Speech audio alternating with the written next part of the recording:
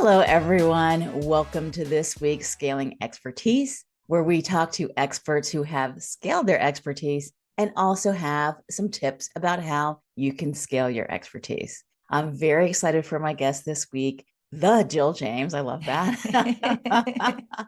Who is a business consultant who helps her founders go from founder to CEO. So, welcome, Jill, so much. Thank you, Erin. Thanks for inviting me. I'm very excited to have you here today. What you talk about is so applicable to this audience. But before we dive in, would you introduce yourself? Sure. So I'm Jill James. As you mentioned, my company is called The Jill James. Not going to get lost there. So my focus is kind of in three areas. I'm a business manager, I'm an operator, and I also have a background in wealth management. So that makes it a little bit unique in that I mostly work with self-funded people, and they're a whole different set of tools that we have when you are not having venture investors. So that's really an area that I've chosen to focus in to help people who want to self-fund their businesses and grow them to the right size for them. So I think our conversation today is going to be very applicable to your audience. Absolutely, it is. And I'm going to jump right in with what you Okay. mentioned there about your target audience, about them being founders that aren't going to take VC funds. And we're going to talk about scaling, we're going to talk about intellectual property.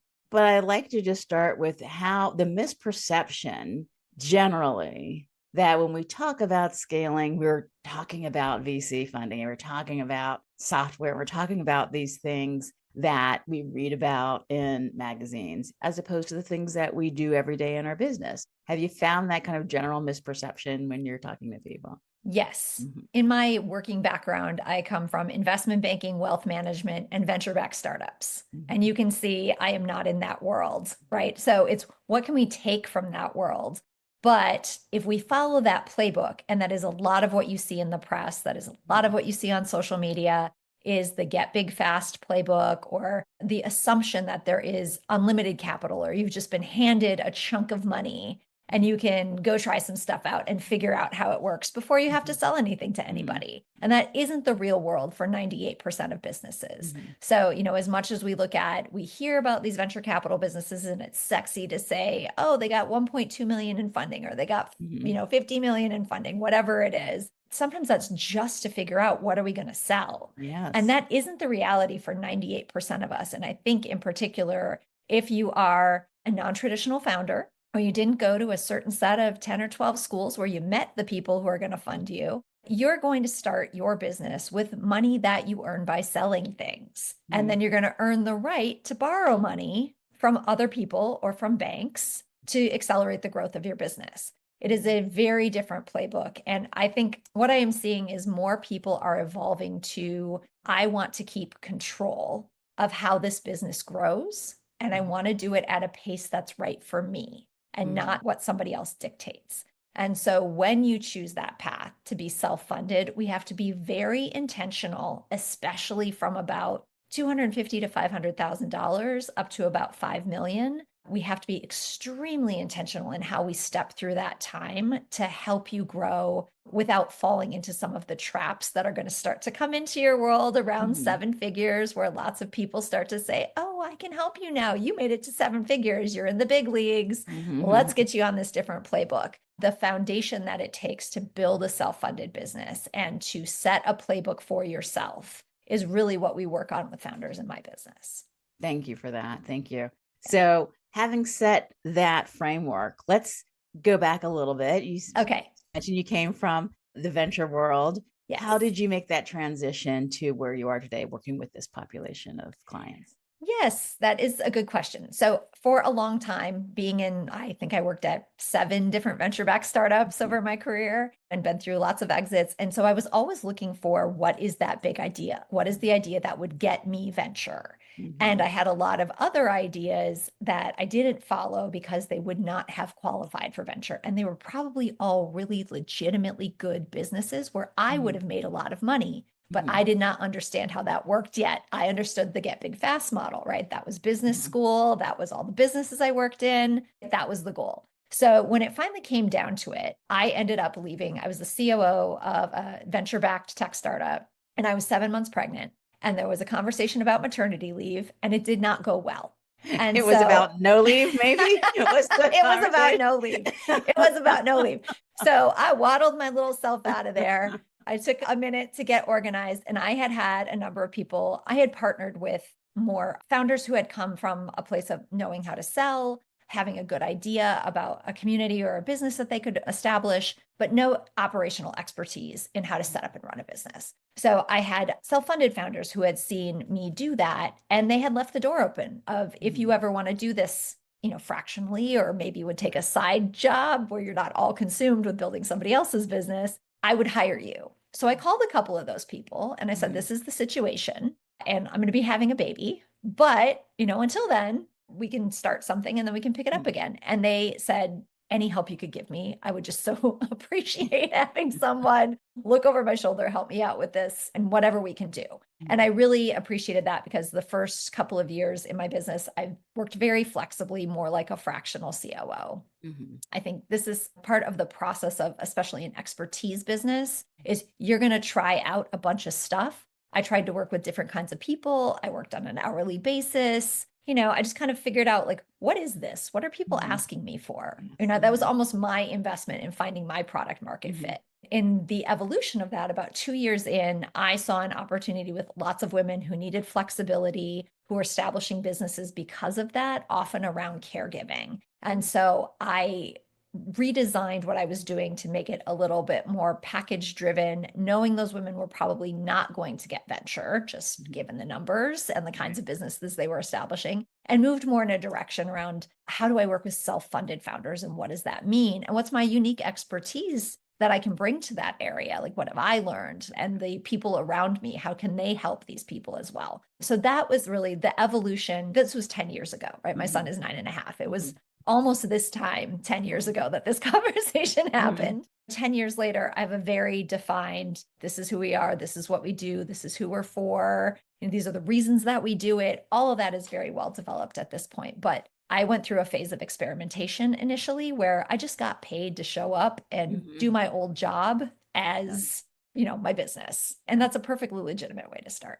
Absolutely. Thank you for sharing that, because so many of us, there's so much information now, and it is really easy to get caught up in all the different way offers and ladders and all these things. And I have absolutely suffered from it. I'm post corporate who now works with a different population, and I'm still evolving, frankly. I'm not 10 years out and working with this group of people, learning who your best client is, the best way to help them. Our expertise can be used in lots of different ways, but the more we work with people, the more we hear their pains, the more we start to speak their language, the more it makes sense. Like, we can start to drill down on the best way to help them, and that you're probably not going to just come straight out of this corporate for most of us and go straight into the final product, so to speak. So, yeah. Yeah, I think that's a great point, that there is going to be an evolution in your entrepreneurial journey. Even if you're a product-based business, the first idea that you have, if you're very lucky, it will be the successful one. But in most cases, there's a pivot, there's some amount of learning, there's a change in the market. And so we have to continue to look for the opportunity and move toward it as we learn more about, ourselves and what our capabilities are and who wants to work with us. Now, when you think, of course, this is a scaling expertise podcast. So a lot of people have a very narrow definition of scaling as being, selling books or courses or software, things like that. But what does scaling mean to you and your clients? Yes. So scaling in the self-funded world is a very intentional act. It's about milestones, and it's about knowing what are those points of investment and the next place we're going to land. So scaling, often as you start as a self-funded business owner, there's the problem of, where is the money going to come from, right? So we need to be intentional of looking at, where are we going next? How much money is it going to take? What are we going to have to sell? Who else do we need on the staff? What other resources do we need? And sometimes that means there's going to be a dip where we need to move forward and we don't have the revenue yet. So where are we going to get that capital? Is it from a bank loan? Is it from a line of credit? Is it a 7A loan? Learning that world of places that you can borrow for growth that you can pay back, because you're moving through a point in time and not stuck in, I don't know how to get out of this, let me borrow some money. It's meant to accelerate you. So I think that is the thinking on scaling, is not how fast can we get how big, but what's the next iteration of this business where we can be profitable at this size and deliver.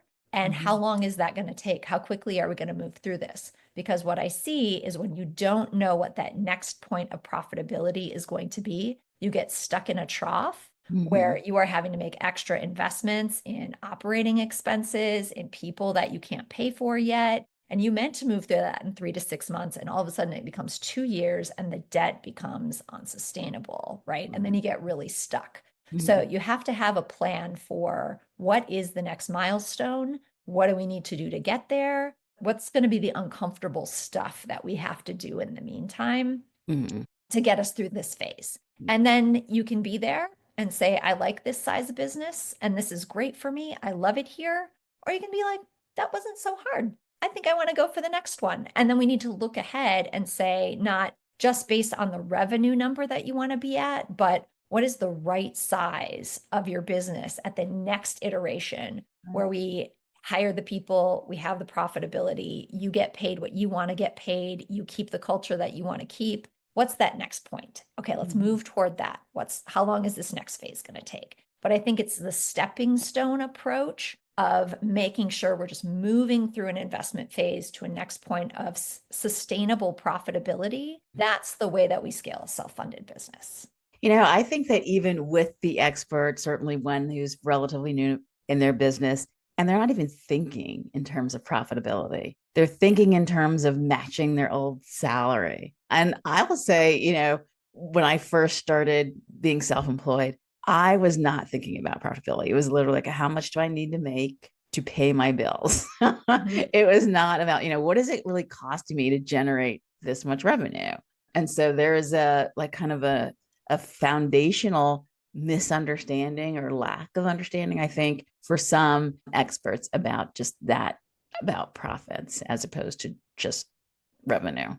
So, yeah. Yeah, I think that's a great point. There is definitely a transitional moment when you're that expert solopreneur to moving into, I'm going to run a scaled business now, and other humans are involved, whether they are employees or contractors or other businesses that you work with. How do I go from how I do it myself and take most of the money and put it in my bank account, right? And just be tax smart about that.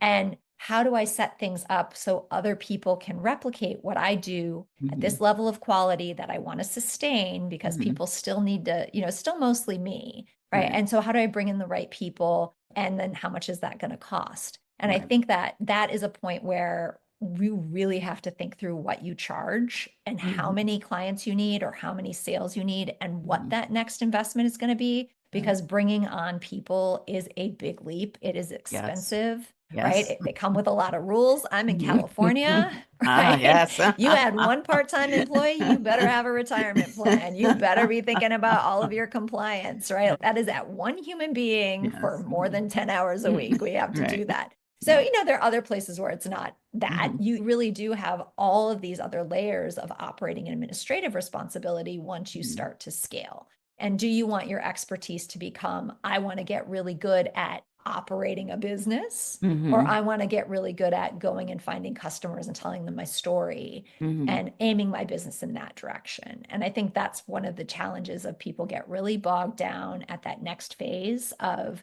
I don't know how to do any of this stuff. And it's really hard. And I keep getting letters and they're scary. And I don't want to, now I'm spending time on hold trying to figure out what's going on and who do I need to solve this problem? The sales stop. You stop selling, you stop focusing forward, and you stop innovating, and you stop trying stuff. That is one of the big pitfalls of going from a single expert into a scaled business setting is we rise to the place where the administrative stuff overwhelms us. Yes. And then who do you get to help you with that, right? How do you get good at that a lot faster? Right.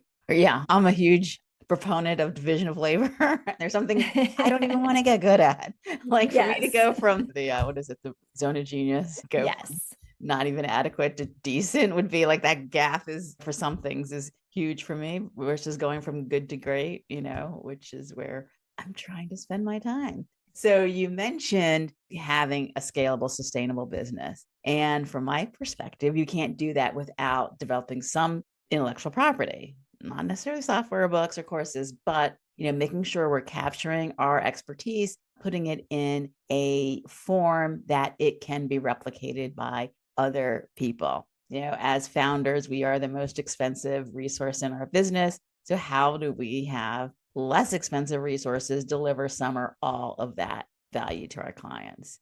And so I get too many questions about, I'm worried about people stealing my intellectual property. And one of the things that you do is you have a Ask Me Anything where Mhm. you let people come and you give away your expertise for free, for some people. And I do a lot of that as well. And people are like, why you give so much away? But where do you see the benefit of sharing your expertise? Well, most of the things that I know you will eventually learn, right? I Mhm. was a proud business auntie earlier this Mhm. year as one of my clients got on stage in front of a group of other Uh-huh. women and Uh-huh. said things that I know I said to her. She said Mhm. them to these bigger group of women. And I was just like, yes, pass on that message. We Uh-huh. all can get better at this. Mhm. So I think I come from a place where innovation is the IP, creating an organization that will be curious and continue to learn, continue to try new things, and continue to really move ahead to new opportunities, and being smart about what we need to protect in that and what is protectable. Because innovation in and of itself is a discipline. It Mhm. is not protectable, right? Right. The product of your innovation might be protectable.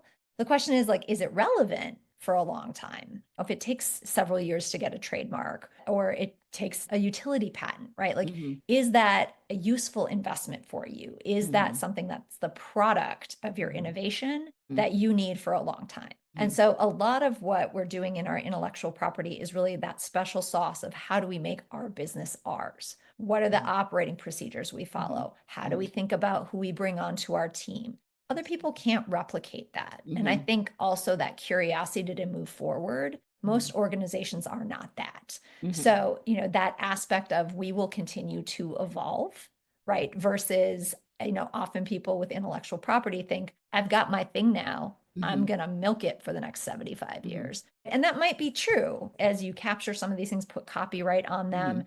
Absolutely. There Mhm. are things that, might live well beyond you where your Right. heirs can continue to get money from them. Mhm. And understanding what those things are really Mhm. important and where those fall in. But I think sometimes people get too attached to, I protected this thing so that nobody else can use it. And it's Mhm. really the defense of Right. that they haven't thought through. Like, Mhm. do you want to become an organization that is defending a copyright or defending a Right. trademark? Or do you want to be this thing in the world? Mhm. So Mhm. I think that's the kind of the balance of you have to understand what intellectual property will and won't do for you. Mhm. I think one of the things that I do with my clients is we look at insurances. If intellectual property is important, is Mhm. how do we form a legal defense fund Mhm. using insurance Mhm. that gives us the right to say, not only are we going to write that cease and desist, but when you think you've, scared us with a big lawyer, we have a bigger lawyer and we're going to write a nastier letter because we have a legal defense fund that you didn't know we had. I went through this with a client a few years ago where, there's like a major manufacturer that thought they would scare her off. And she, Mm. was like, I have insurance for this. Uh-huh. I'm getting a good lawyer, right? And went ahead and like wrote back the letter and they were like, oh, she's for real, right? So I think there are things like that, not just the intellectual property, but the defense of intellectual Mhm. property is a thing as small business owners that there are tools that we can use to Mhm. make us run with against bigger companies. And I think that's a big thing to think about if you Mhm. are going to be an IP driven business. Yeah. I love that. And people probably forget this about me, but that my brand name, Think Beyond IP, was about kind of not just copyrights, trademarks, patents. It was about all kind of intellectual capital, as I called it, which it is called, but which nobody wanted to hear me talk about, which is part Yeah. of my evolution was like, okay, nobody really wants to talk about intellectual capital. But it's exactly, of course, I didn't put it the way you put it, but about culture, innovation, all those things, insurance. There's a whole ecosystem of how we create a business that is differentiated, that people want to work in, that clients want to work with. It's not just about what is filed in a copyright office. And those things are all Absolutely so important. So thank you for putting it that way. I feel better about Well, I'm so glad to hear that. Yeah. I feel so much better. So tell me how your clients know, hey, I need to call Jill. Like what's happening in their businesses. Yeah. Yes. Yes. So often with my clients, like you ask me about like why I do so much stuff for free. And Mhm. I consider like I want to be Mackenzie Scott level giving, right? And not keeping what I have, right? Uh-huh. And I want lots of people to be successful. So my business model, what I've settled on for my own growth is more of a freemium model. Lots of people are on my newsletter, lots of people come to my free stuff. We work with 10 or 12 clients a year. And a Mhm. lot of those clients stay on for multiple years. So, really, when it comes to new clients, we're taking on 4 to 6 new clients a year, Mhm. right? Mhm. Until they phase through and hire permanent people if they get that big to take these on permanent jobs, all of Mhm. the, you know, Mhm. 4, 5, 6 things we're doing for Right. them. Mhm. So I think the point that people end up calling me is they either say, hey, I've been running this business for a while and I have an idea of like how to take it to the next level, but I need someone to help me think through what is that, right? Like, Mhm. what are my options? How could I do it? And then how do I stay true to me while I do that? What are the Mhm. centering principles that matter that we're building this business around? And what are the forms the business could take that don't trade off who I am, what matters to me, getting paid, right? Because none of us can go to zero. We got to get Mhm. paid while we build these things. And when I get to the other side, is it still a business I'm going to be happy running? Is it still a thing? Does it become Mhm. somebody else's thing or is it my thing?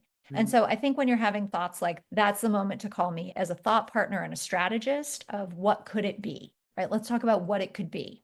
That's like kind of bringing in the structures and different capital models and things like that. And that's where I draw a lot on my venture background and Mhm. also what I know about money management of like how would we make that happen? The other piece that people call me for is all I'm doing now is admin. Like I Mhm. really want to get back to focusing on the growth of my business, selling things, talking to customers, running my team. And I'm so bogged down in all this other stuff. And I don't even know the right questions to ask. Mhm. And also, I know I'm getting these giant tax bills. I know they're more. I know I could be smarter. I know I could give more benefits to my people. I tend to work with very generous founders who do Mhm. more than the law requires, right? They Mhm. want to share all the rising tide lifts all boats. That's the Yes. attitude. Mhm. So, how could I do that? What's good for me and what's good for them? So, that's very often of how do we fix the running it part of the business so that Mhm. you are doing the running it part that you want and we take all that stuff that, when you say something like,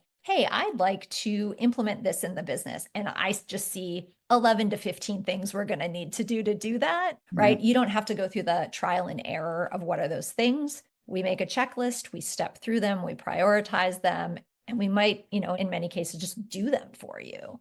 So I Awesome. think that part as like an operating partner, an experienced operator in so many different areas of running a small business. And when I Mhm. say small, like, that's up to like $15 million, right? Mhm. We're not Right. just talking Right. about $100,000 businesses here. There's a wide range of small Mhm. business. But I Right. think that's the point of when the operating of the business has gotten overwhelming for you, but it's still cost prohibitive to bring in a really experienced operating Mhm. partner. That's the other time to call me.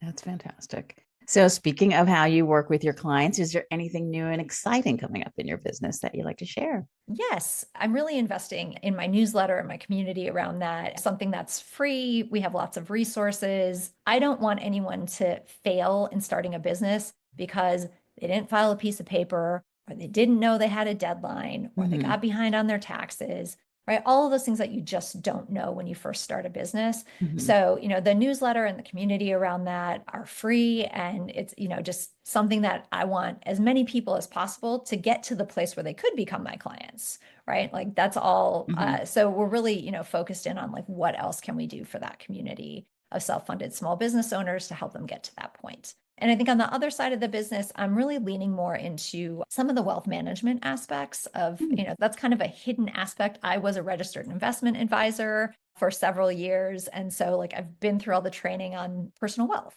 And Mhm. that's part of it coming from investment banking as well. When you're in a pass through entity, when you're an S Corp, when you're an LLC, the opportunities of how to compensate yourself and what your world are look very different than when you have an investor who said you take a salary and you're going to work for a long time until you get paid out. I think the piece of like, especially in the flux of the current administration, how can we not be afraid and operate in a smart way? And that additional piece of, your responsibilities as a business owner, but also your opportunities, that's a new layer. I think that's really more people are asking about in our operating work. Well, I will say I'm going through that right now. So that is definitely hitting home for me. So very interesting. Thank you for sharing that. And you answered my last question, which is first steps for people to get going on this journey, but signing up for your newsletter and getting access to all of the generous information that you share, I think is fantastic. We'll make sure we have links to everything in the show notes. And where else can people find you, Jill? So my website is the Jill James. If you want to join the newsletter, it's thejilljames.com/newsletter. I also have a booking link on my website. I know people are a little hesitant to use it, but I'll talk to anybody for 20 minutes and brainstorm with you. So, feel welcome to use that if, you've heard some things here that you want to talk about. I'm on LinkedIn, Threads, Blue Sky, and Instagram as the Jill James, the company is. And then my personal LinkedIn is Jill D. James. I'm curious about your use of Instagram for what you do.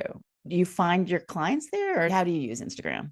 Instagram for me is more of a credibility step. I talk to a lot of people of like various ages, right? And one of their checks for, especially for some of the more creator driven businesses that I work with, is they go to my Instagram page first and they want to see that I'm legit and that I've made an effort. So we don't do a lot of original content. Like we repurpose a lot of the newsletter content and just repackage it with graphics for Instagram, or I'll make short videos, or we'll take an AMA clip. But it is an important credibility. I treat it like a billboard. Like it's a live billboard for me of when you pass by, is there something useful there? And do you know how to contact me? So that's really, that's the role for Instagram. You're right. It's not driving business directly, but I do hear a lot of people say, hey, you know what? I found you because you put something interesting on Instagram and I wanted to know more about that. Yeah, that is why I haven't used, what could I do that would be catchy enough for Instagram, which I feel like needs a kind of another level of creativity than say LinkedIn. And so, I've been thinking about that one. And then do you use TikTok or? I don't use TikTok. I have all the security concerns about that, and I have from the beginning. So yes, I've had many people over the years say, hey, this is new. You could be the blank of TikTok. And I was just, I've had things like that. My business has not been on Facebook, and we've been off X since 2017. And I think this is part of, my centering principles is if the only way my business can make it is by being on platforms that I don't want to be on, then I'm okay if I fail. That's a great way to look at it.